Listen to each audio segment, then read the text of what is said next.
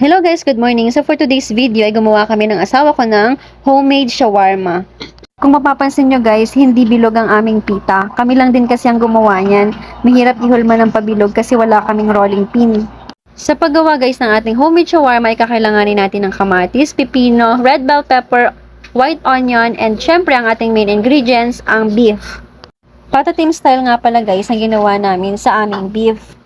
Gumamit din kami dito ng pressure cooker para talagang sobrang lambot ang ating baka. Kagandahan guys sa ating homemade shawarma ay pwede tayong maglagay kahit gaano kadami ang gusto natin. Garlic sauce talaga guys ang ginagamit dito sa shawarma. Pero gumamit na lang kami guys ng mayonnaise. Para mabilis at nang matikman na natin ang ating homemade shawarma. Pero kahit mayonnaise lang guys yung ginamit natin dito sa ating shawarma, masarap din siya. Yung bunso ko naman, yung pitang pinapak niya, ginawa niyang tinapay. Si kuya naman, gumawa siya ng sarili niyang shawarma.